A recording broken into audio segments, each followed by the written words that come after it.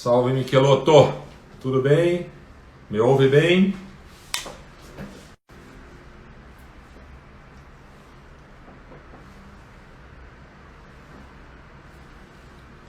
Grande Luiz Roberto, Gabriel, estamos aqui aguardando o nosso amigo, grande delegado da Polícia Civil, doutor Cleopas Isaías Santos, recebendo, obrigado Michelotto pelo teste de som, sempre amigo, fraterno, brilhando com o teu trabalho no Instituto de Identificação do Paraná, nosso grande delegado Marcos Vinícius Michelotto, e hoje estamos recebendo o nosso amigo, delegado da Polícia Civil, Cleopas Isaías Santos, para tratar da investigação policial sob a ótica da Lei 13964, conhecida como Lei Anticrime.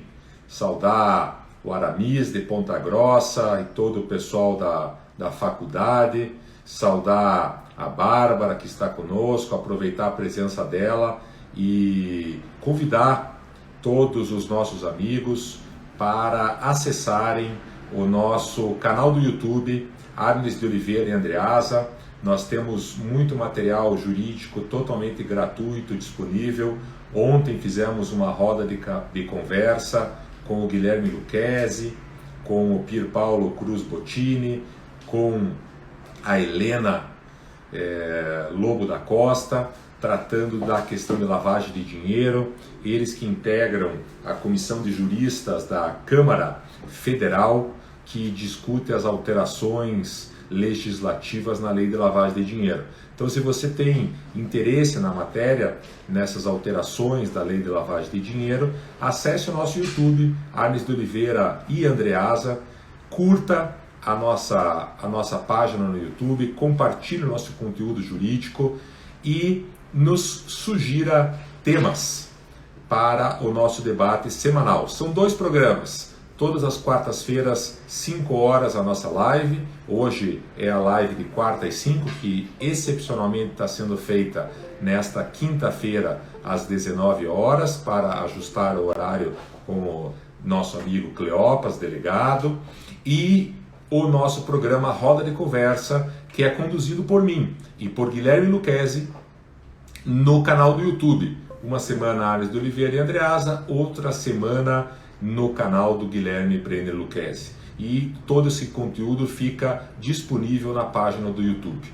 Vamos verificar aqui se o amigo Cleopas já está conosco aqui na nossa transmissão.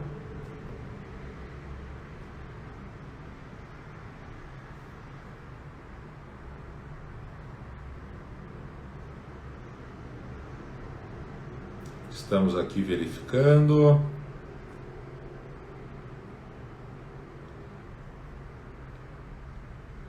Deve estar entrando. Agora sim, Cleopas já está conosco e logo começaremos a transmissão ao vivo. Aí está.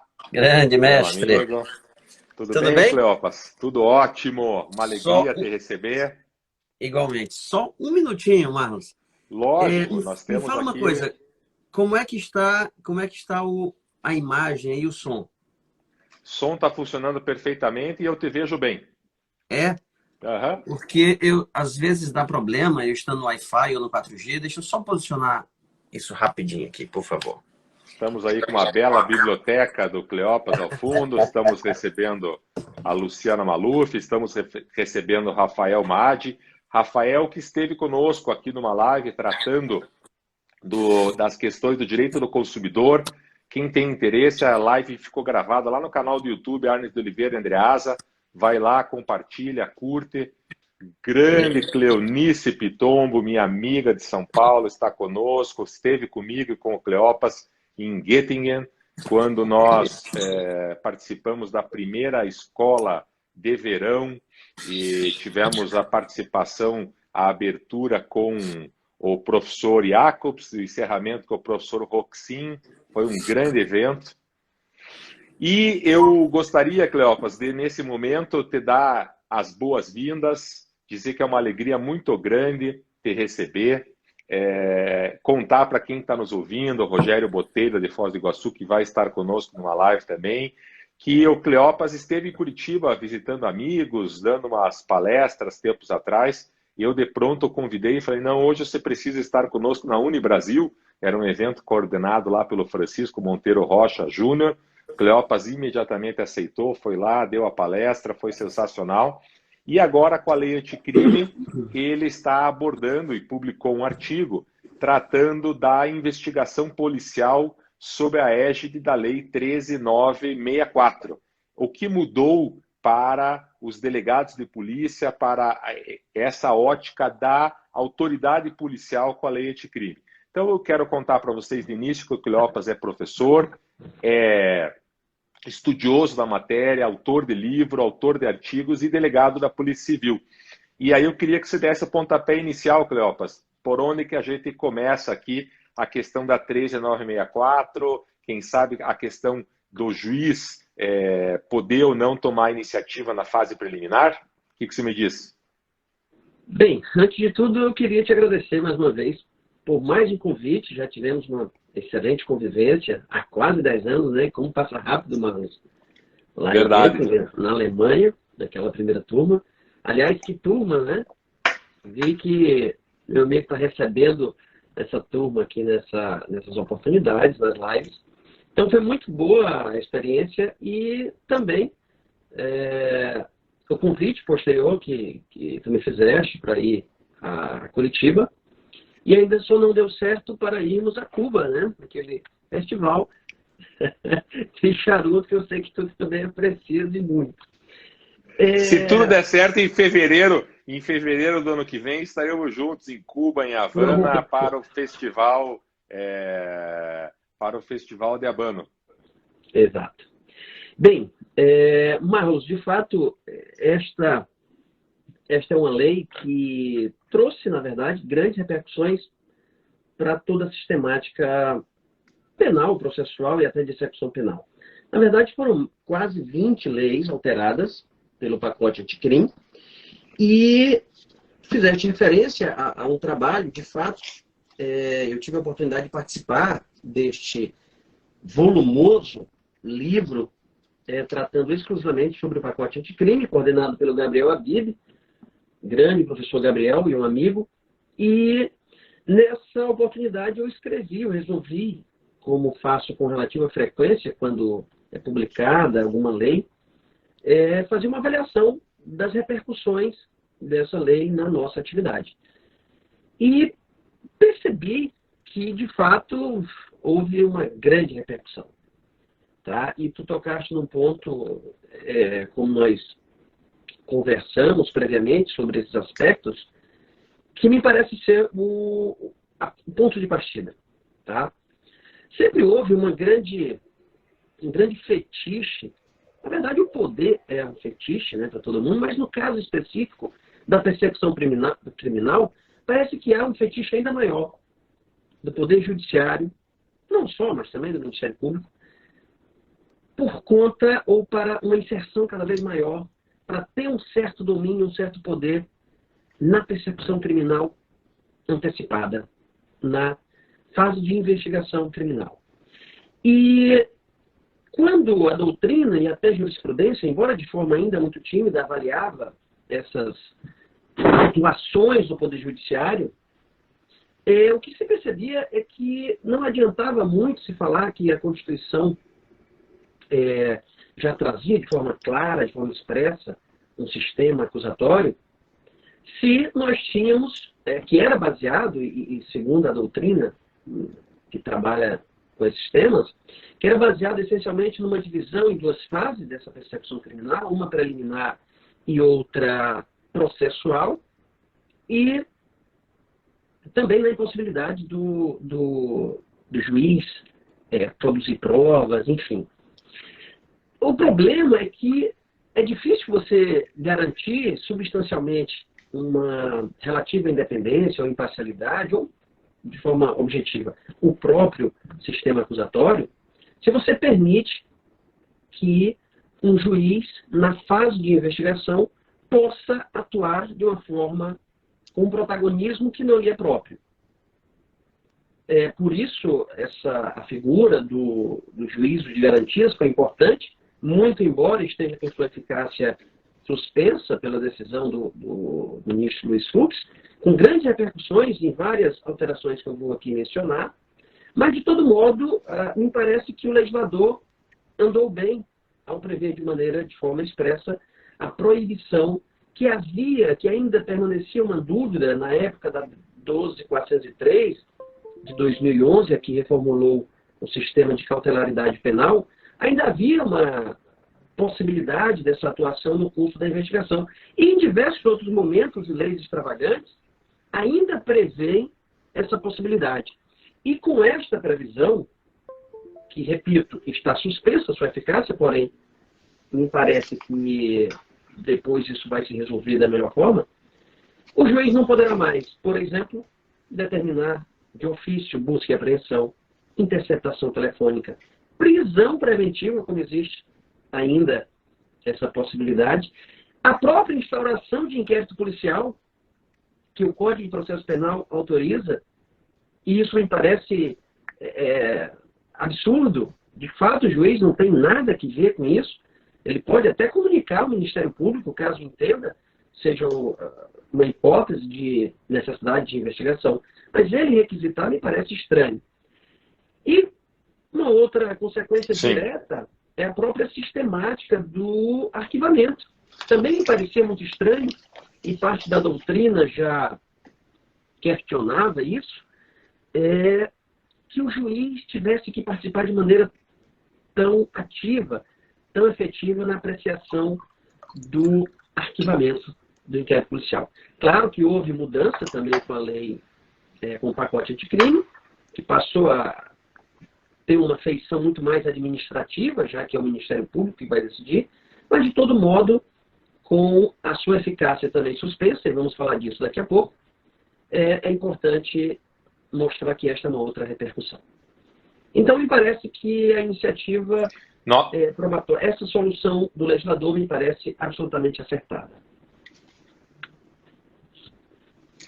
Nós estamos conversando com o delegado da Polícia Civil, Cleopas Isaías Santos, delegado da Polícia Civil no Maranhão, doutorando em Direito pelo IDP, o Instituto em Brasília, e fraterno amigo desde o tempo que estudamos juntos na Alemanha.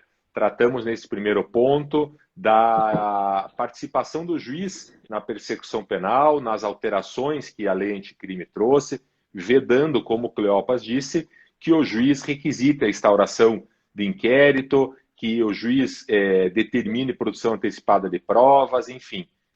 Acho que são pontos, como o Cleopas trouxe, relevantes e importantes. E Cleopas, a segunda questão, e isto assola muitos advogados e quem está nos acompanhando, é a questão da conclusão, do prazo de conclusão do inquérito, especialmente quando o investigado está preso. Quer dizer, nós temos duas situações, o inquérito quando o investigado está solto e o inquérito quando o investigado está preso. E isso também sofreu alteração, não sofreu pela nova legislação? Sim. Na verdade, esse é um tema, Manos, que, apesar da simplicidade, ou da aparente simplicidade, sempre foi um balaio de gato, sempre foi um grande problema, não só para os advogados, para vocês advogados, mas também para nós. E eu nunca vi muita lógica, confesso, com as previsões que nós tínhamos. Nós tínhamos uma regra geral no CPP, aplicável às investigações, aos inquéritos estaduais, 10 dias, e essa foi a alteração, nós vamos já mencionar, previsão geral de 10 dias se ele estivesse preso em flagrante ou preventivamente, 30 dias se estivesse solto, sendo que o prazo de conclusão dele estando solto poderia ser prorrogado, porém, se ele estivesse preso, não. Por outro lado, nós tínhamos uma previsão numa lei que trata especificamente de atribuições da Polícia Federal, que os inquéritos da Polícia Federal teriam um prazo, se ele estivesse preso, indiciado, de 15 dias, o qual poderia ser prorrogado por igual período. Veja que incongruência, até porque uma pessoa poderia, ou duas, poderiam praticar crimes, ou mesmo crime, um na esfera federal e outro na esfera estadual, e os prazos seriam diversos. E aí, se estivesse solto, já seria regra geral de 30 dias, podendo ser prorrogado tantas quantas vezes. De drogas, lei de drogas tinha prazos específicos, e aí já diziam que era complexidade, pode ser 30 dias, se estiver preso, 90 se estiver solto. Porém, isso é apenas duplicado, segundo a dicção da lei, ou seja, há um limite de 30 mais 30, de 90 mais 90, o que também é incongruente, porque existem investigações que exigem um tempo muito maior. Nós temos crimes contra a economia popular, saúde pública, era 10 dias, estando preso ou solto.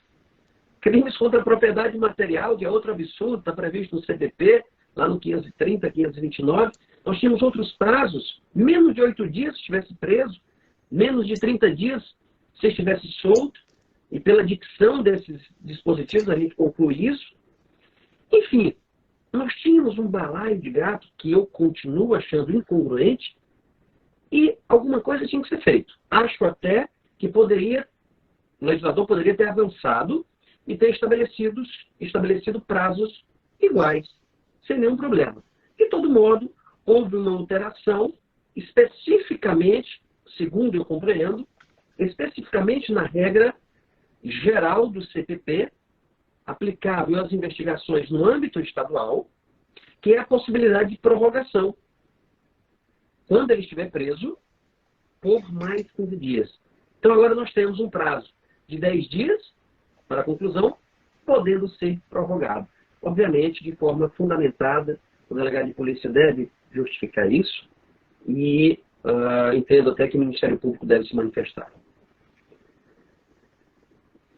Legal. E essa matéria da questão da autoridade policial na lei anticrime chama muito atenção, especialmente quando nós temos a oportunidade de receber um delegado de polícia com a visão da autoridade policial que preside o inquérito policial. E, Cleopas, nós estamos aqui com o Valdir Xavier, que é um grande advogado, combativo, aguerrido advogado em Fortaleza, e ele está trazendo 2 pontos ainda relativos a essa nossa introdução da live. Na hipótese do Ministério Público, dominus litis, diz ele, quando requer a absolvição do acusado, por simetria, não caminharia nessa mesma toada? Está se referindo ao ponto que nós falamos da participação do juiz nessa fase. E ele complementa: o arquivamento e o requerimento de absolvição não estariam no mesmo status processual? Como é que você enxerga essa questão? E eu quero deixar um abraço para o Valdir e dizer para quem está nos acompanhando que as perguntas são muito importantes, geram um debate na live, que a nossa gravação fica no YouTube do Arnes de Oliveira e Andreasa, inclusive com os comentários. Então, os comentários de todos vocês são importantes, fazem parte integral da live de conteúdo jurídico que está sendo produzido. Então, qual que é a sua opinião, Cleopas, sobre essa questão, se o arquivamento e o requerimento de absolvição, se eles estão no mesmo status processual? Eu entendo que não. Na verdade, como existe ao longo da persecução criminal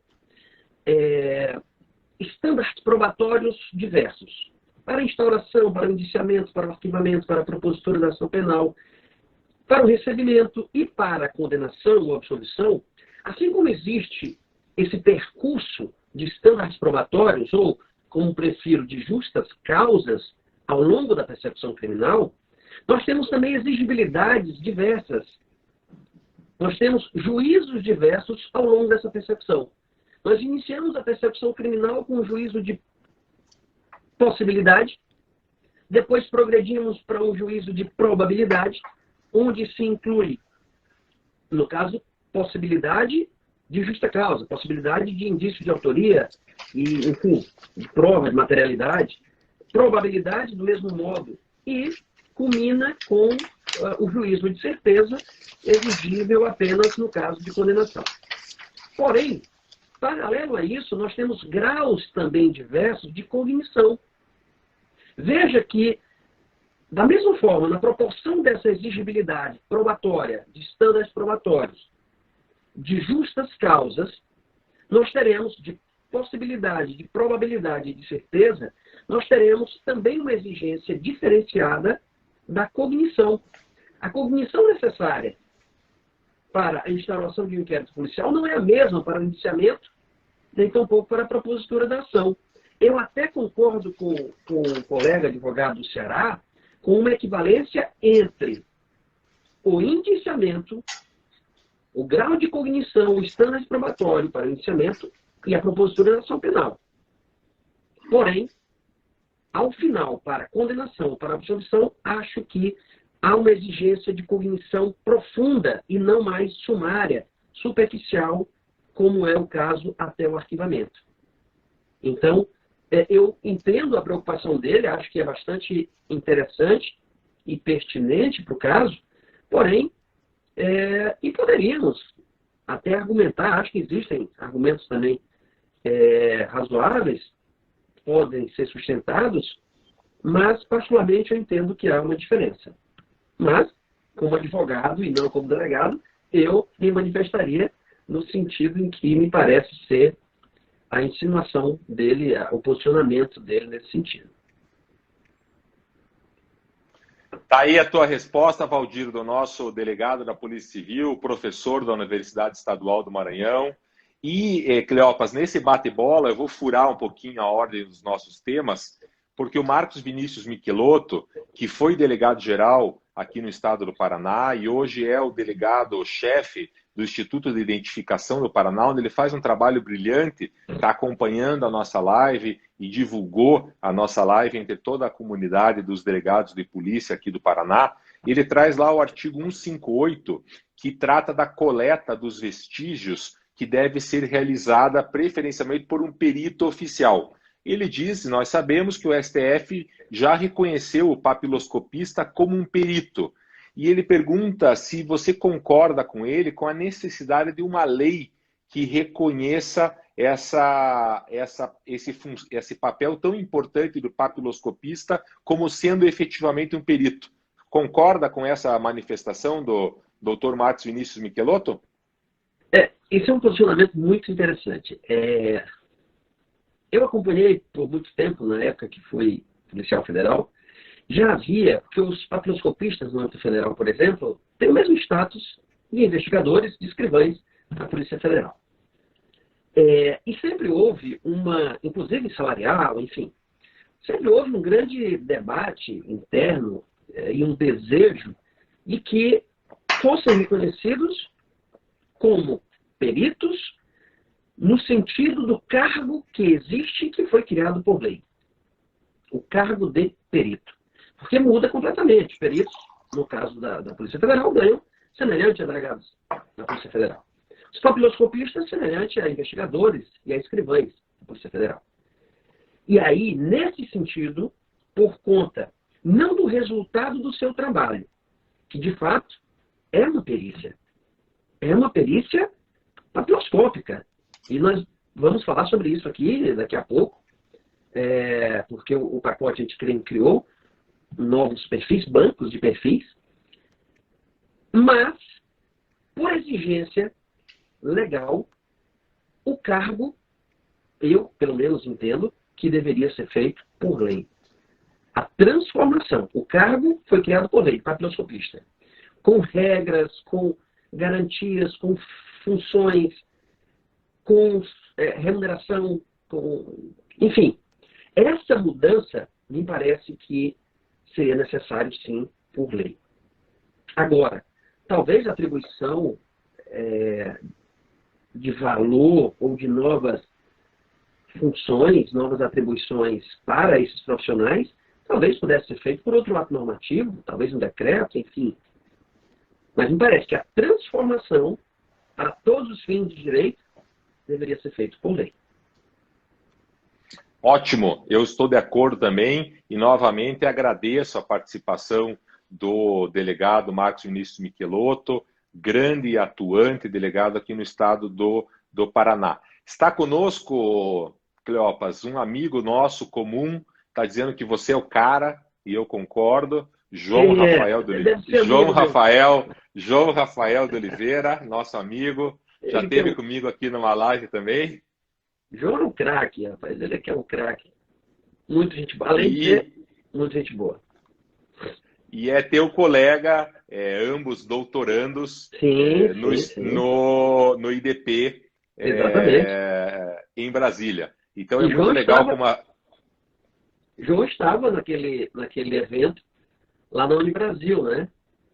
Exatamente. Estava, E é muito legal como a vida vai unindo as pessoas. O João, que é um amigo de todos os dias aqui em Curitiba, trabalhamos em muitos casos juntos, e daí ele encontra com você, que somos amigos há tantos anos dos estudos que fizemos na Alemanha. Então essa integração é muito legal. Eu quero aproveitar, Cleopas, a presença do João e te fazer um convite para publicar o teu artigo Ressonâncias da Lei 13964 de 2019, que é objeto da nossa live, essas ressonâncias da lei na investigação policial, para publicar no Instituto Brasileiro de Direito Penal Econômico, te convidar para fazer parte do Instituto Brasileiro de Direito Penal Econômico e convidar todos que estão nos assistindo, o João Rafael, que é o tesoureiro do Instituto Brasileiro de Direito Penal Econômico, e nós estamos aqui com uma campanha de associação. Basta vocês acessarem o site idbpe.com.br. Nós temos conteúdos exclusivos para os nossos associados semanalmente, temos cursos, temos palestras, e é um instituto que está ganhando muito corpo sob a presidência do Guilherme Brenner Lucchesi. Está conosco aqui também o Gustavo Alberini, que faz parte do instituto, e o João continua te elogiando aqui, dizendo que você dá aula nos seminários de doutorado do IDP. Seguindo a nossa live... Sobre o Instituto, Marlos, me permite só... Eu, de fato, eu não sei, nem entendo por que eu não estou ainda associado. Porque aquele evento foi pelo Instituto. Eu fiz aquele curso pela Universidade de Coimbra, em parceria com o IBCQ, Verdade. de Direito Penal Econômico e Europeu. Gosto da matéria, já trabalhei, Verdade. já escrevi no âmbito específico ambiental, no aspecto ambiental. Enfim, consumerista, que estou na delegacia do consumidor, e não compreendo, mas aqui para frente pode ter certeza que nós vamos formalizar essa participação. Tá, nós demoramos um pouco, porque você já faz parte do Instituto, evidentemente, mas nesse início de ano de 2020, nós conseguimos formalizar os cadastros, etc., dos participantes. Então, agora basta acessar o site para ficar formalmente associado, e vai ser uma honra para nós que você seja nosso sócio e publique teus artigos. Seguindo no nosso roteiro aqui, e nós estamos tratando sobre a investigação policial sob a ótica da Lei 13964, ninguém melhor do que um delegado de polícia para nos orientar nessa caminhada. Nós temos, entrando um pouquinho na questão do juiz de garantias, nós temos uma questão que foi uma novidade trazida pela lei, que foi a exclusão física do inquérito dos autos do processo. Você tratou desse assunto no teu artigo. Eu gostaria que você nos clareasse esse ponto, como é que está funcionando e o que ele diz respeito ao juiz de garantias também. Bem, eu falei agora há pouco que a doutrina já criticava a maneira como o juiz, no Brasil, o juiz penal, participava. Seja de forma efetiva, sendo o juiz também do processo, seja com a manutenção dos autos do inquérito, seguindo apensados ao processo. Essas duas situações, de fato, me parece comprometer a imparcialidade que é típica, a independência que é exigida de um juiz do processo. E aí, além de proibir a participação efetiva do juiz, determinando medidas cautelares, meio de obtenção de prova, enfim, de ofício, uma outra medida fundamental, também decorrente da criação do juiz de garantias, que nada mais é do que um juiz que vai atuar exclusivamente na fase de investigação, e ainda assim com limites, que os autos, que o resultado de uma investigação pudesse também se limitar à análise do juiz de garantias. Ou seja, não é suficiente que o juiz do inquérito não seja o mesmo do juiz do processo. De nada adiantaria se o resultado da investigação pudesse seguir apenso ao processo. Porque isso, de uma certa forma, comprometeria, haveria aquilo que o professor Franco Cordeiro chama de captura psíquica do juiz, daquele juiz que, embora não tendo participado do inquérito, da investigação, ele terá acesso a todos os autos. E esta era uma previsão que está também no projeto de reforma do Código de Processo Penal. E aí se antecipou o pacote anticrime, o legislador, dizendo, olha, vai haver uma exclusão, esses autos ficarão à disposição exclusivamente do juiz de garantias, servirão de base, por óbvio, para o Ministério Público propor, caso todas as condições estejam presentes, a ação penal respectiva, excetuando-se apenas aqueles elementos migratórios lá do 155, que permitem que o juiz possa, inclusive, condenar com base exclusivamente naqueles elementos. Provas cautelares, irrepetíveis, enfim, antecipadas. Então, houve a mesma ressalva, da mesma forma como está previsto no projeto de reforma do Código de Processo Penal, e me parece que é acertadíssimo. Me parece que é uma medida bastante acertada e salutar, que vai ter grandes repercussões na prática. E esse tópico também está suspenso junto com o juiz de garantias, Cleopas? Pois é mais um. Eu preciso até lembrar disso. Faz caso consigas, lembrar, porque de fato nós estamos aqui comentando e pode em algum momento passar isso.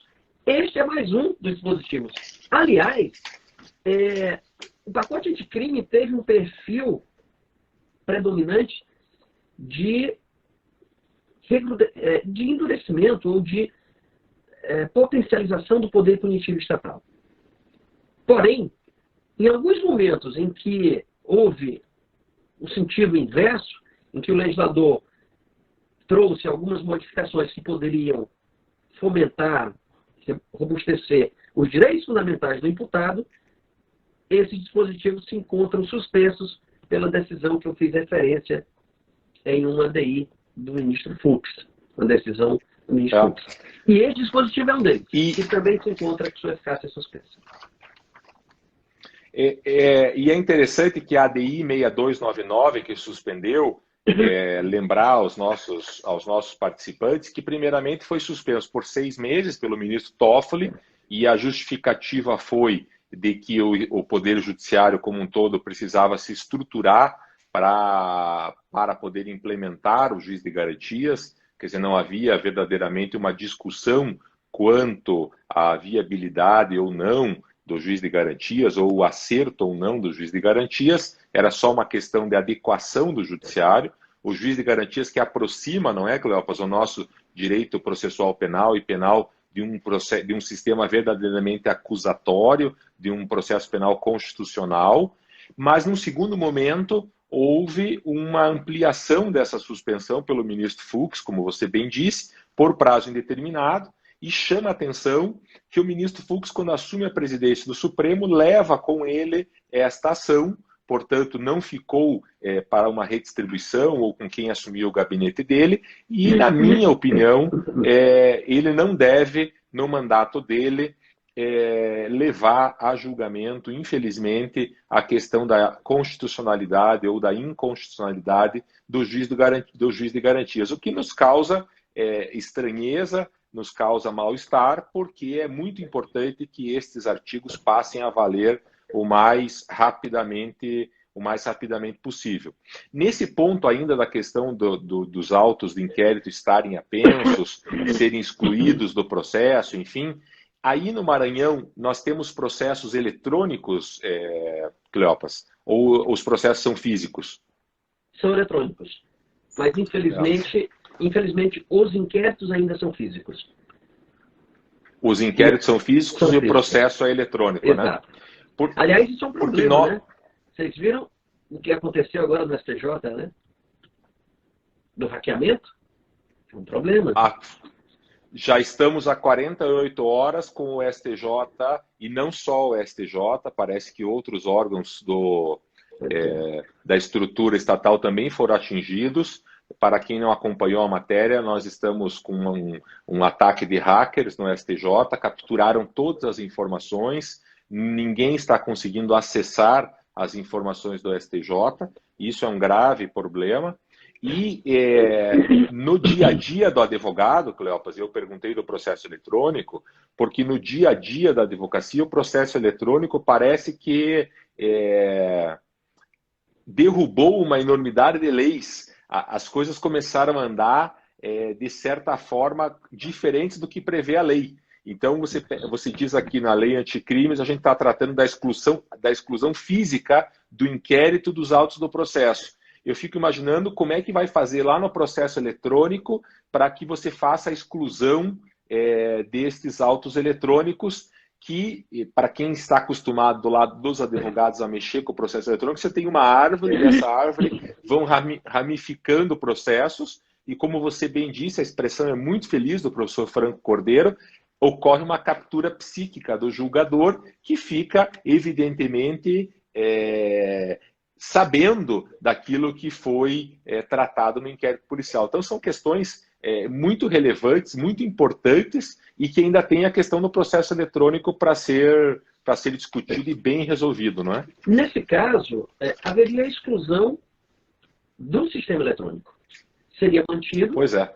O juiz teria acesso àquelas categorias que eu fiz referência, de provas antecipadas, enfim, provas cautelares, meios de obtenção de provas, e as irrepetíveis, né, lá do 155.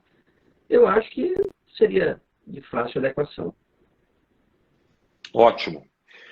Nós entramos no segundo tempo na nossa live e acho que nós agora podemos passar para a questão do assistente técnico na fase preliminar. Você também tratou desse tema no teu artigo. Isso. Sempre me incomodou, Marlos. Principalmente quando eu percebo que é exatamente na fase de investigação policial que há a menor incidência de direitos e garantias fundamentais. A questão não é exatamente esta, é o que pode decorrer disso. Ora, se no curso do processo, que todas essas garantias são mantidas, incidem de forma direta,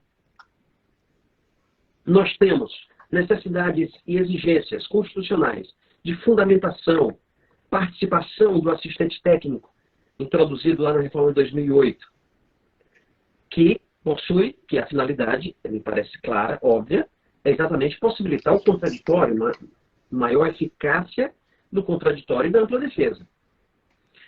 Ocorre que, nesse caso particular, é um pouco diferente porque os maiores problemas, as maiores afetações aos direitos fundamentais do imputado, exatamente porque não incidem de forma direta esses direitos e garantias fundamentais, é no curso da investigação. Além disso, principalmente com a possibilidade e a previsão, que nós vamos tratar rapidamente depois, da cadeia de custódia probatória, eu também vislumbro a maior possibilidade de afetação da rigidez, da alteração da rigidez dessa cadeia de custódia probatória, exatamente no curso da investigação. Porque é essencialmente no curso da investigação que essas provas, que esses indícios, que esses elementos são colhidos, são reservados, são manipulados e que os laudos são confeccionados para posteriormente serem levados ao processo.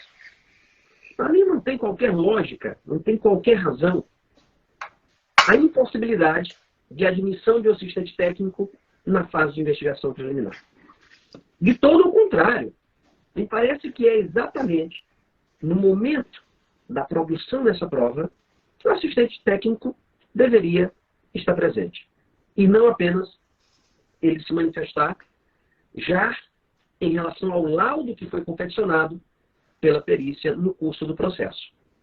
E aí eu fiquei muito feliz que o legislador tenha, embora de forma tímida, dito que compete ao juiz de garantias, e aí ele estabeleceu apenas a competência, ele não disse de forma expressa que poderia ter aproveitado a oportunidade e ter modificado o artigo 159, parágrafo 5º, inciso 2º do CPP, que traz essa previsão de admissão do assistente técnico a partir do recebimento da denúncia.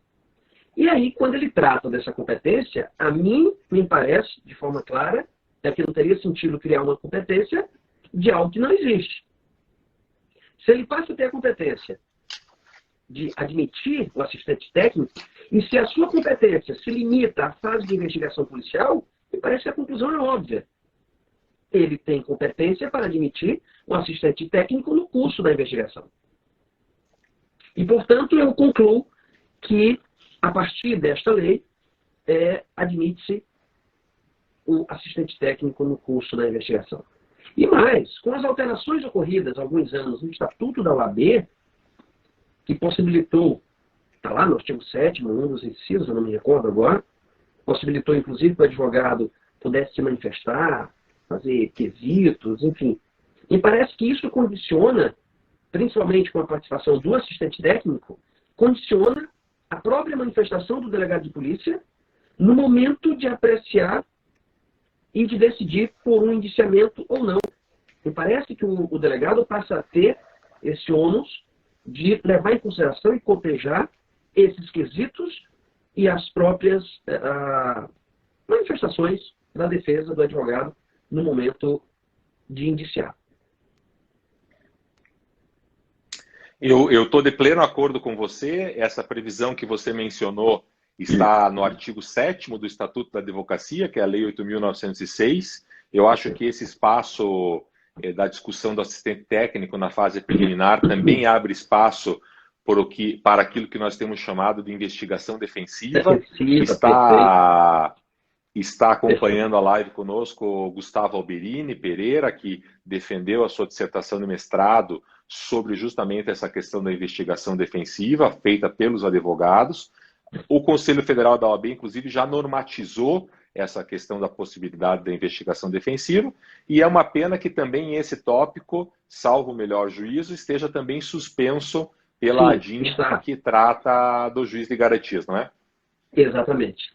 Ou seja, mais um, aliás, todos que estão suspensos potencializam esses direitos fundamentais do imputado, infelizmente. Mas é isso mesmo.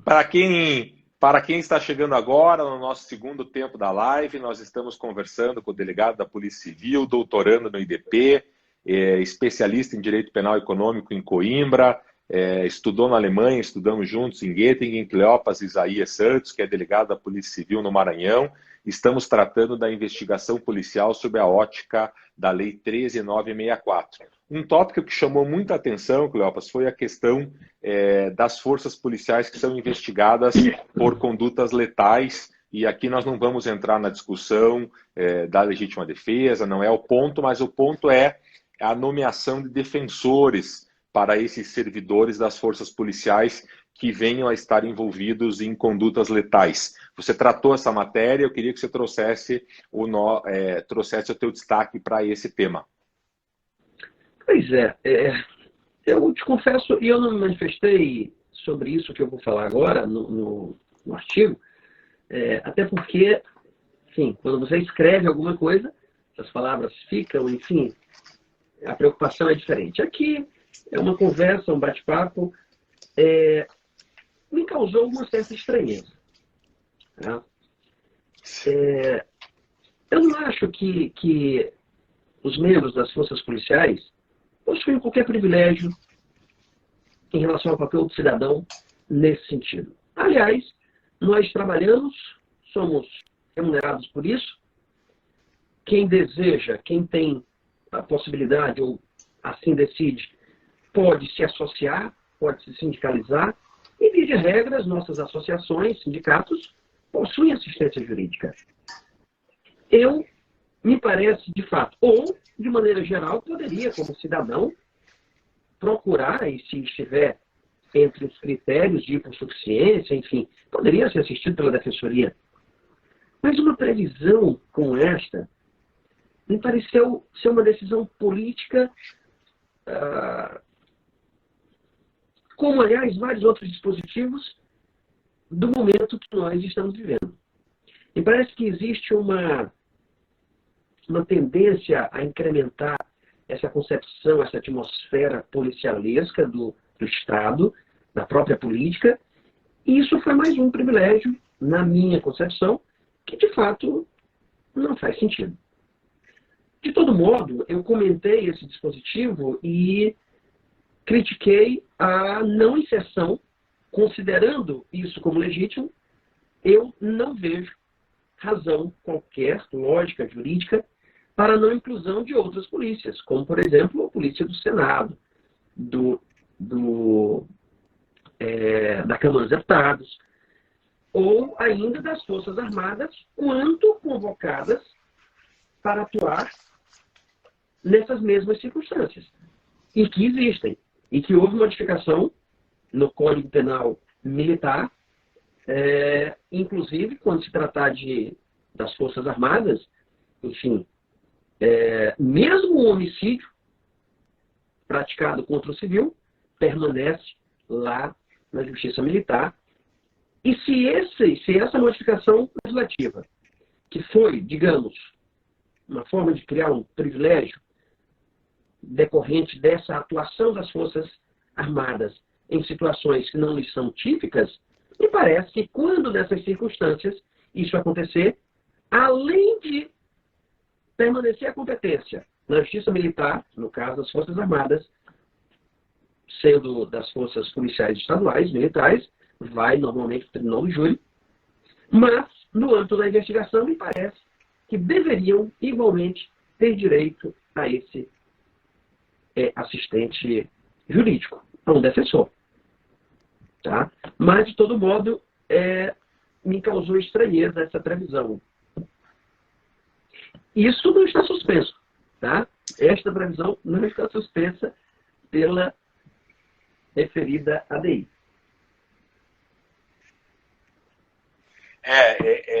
A tramitação do pacote anticrime que se transformou na lei anticrime tem uma série de questões que a gente poderia passar horas debatendo, e uma das questões é essa, quer dizer, é realmente um privilégio desnecessário, como você bem colocou, e essa é a minha opinião. Eu quero cumprimentar a Luísa até, pode falar, Cleves.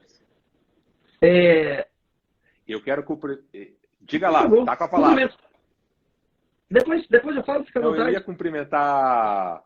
Eu ia cumprimentar a Luísa Terra, que está conosco, e também até estender esse convite para você.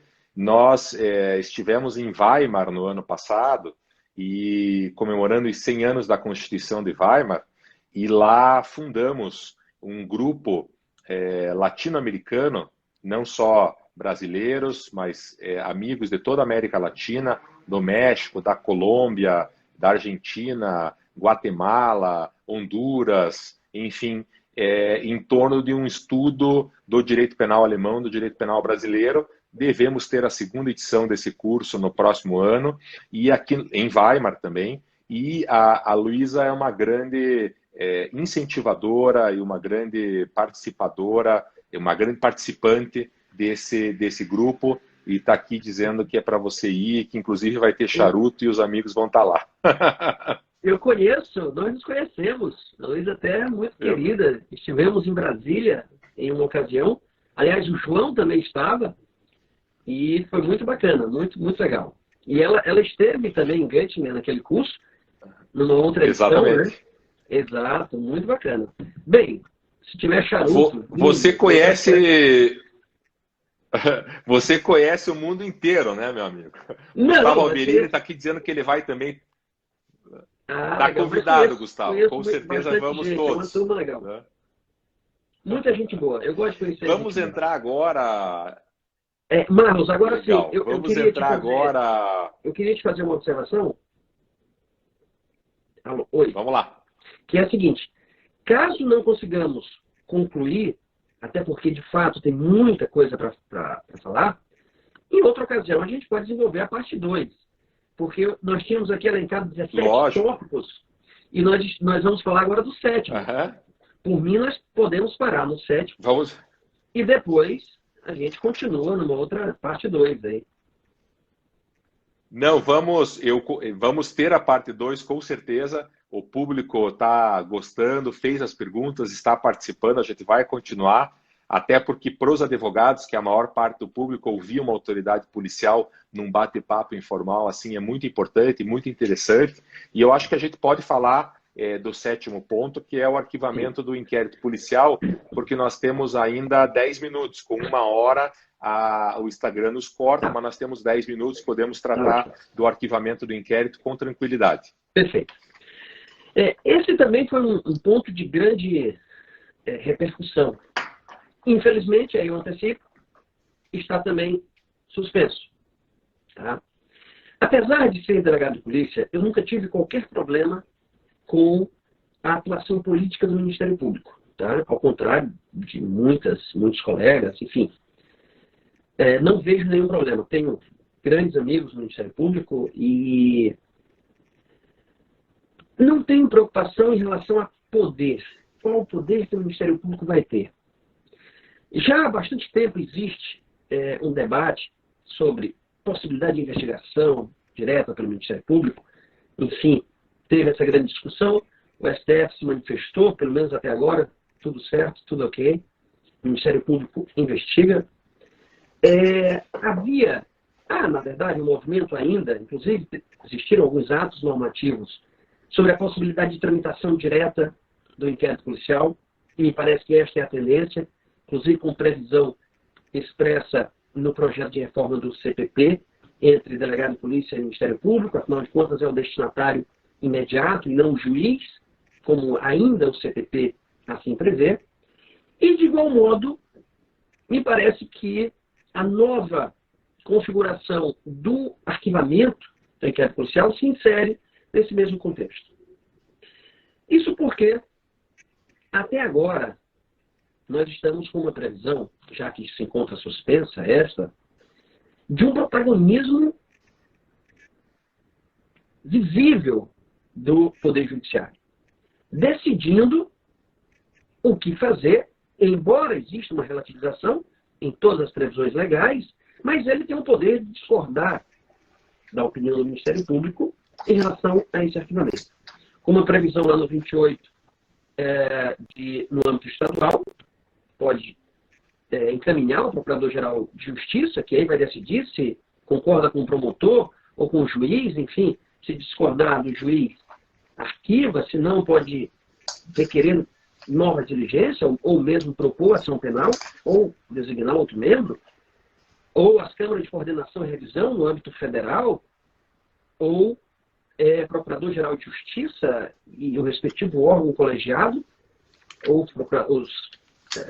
os juízes, desembargadores federais, nos casos dos tribunais regionais federais, ou mesmo Procurador-Geral da República. Porém, como, via de regra, essa decisão, que era do Poder Judiciário, fazia, ou faz, que continua a mesma previsão, apenas coisa julgada formal, ressalvadas pouquíssimas hipóteses que o STF, o STJ e parte da doutrina já haviam se manifestado sobre a possibilidade do atributo da coisa julgada material, como no caso de arquivamento por atipicidade, ou negativa de autoria, atipicidade, ou causas distintivas da punibilidade. Isso me traz preocupação.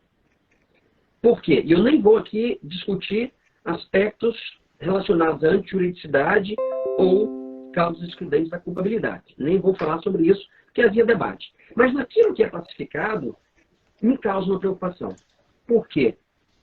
Porque como essa nova configuração normativa administrativiza a decisão do arquivamento, que passa a ser uma decisão exclusiva do Ministério Público, obviamente, sendo a coisa julgada um atributo exclusivo, pelo menos até agora, de uma decisão judicial, nós não teríamos esse resultado, essa consequência, que uma decisão do Ministério Público. Mesmo que a lei tenha passado a exigir uma condição eficacial, que é a submissão ao órgão colegiado do Ministério Público. Porém, essa preocupação que eu tenho se justifica porque me parece que não cabe ao imputado, ao investigado, permanecer nesse limbo, permanecer em dúvida se é possível, será ou não possível a reabertura dessas investigações. E aí eu acho que o que deve mudar não é exatamente isso.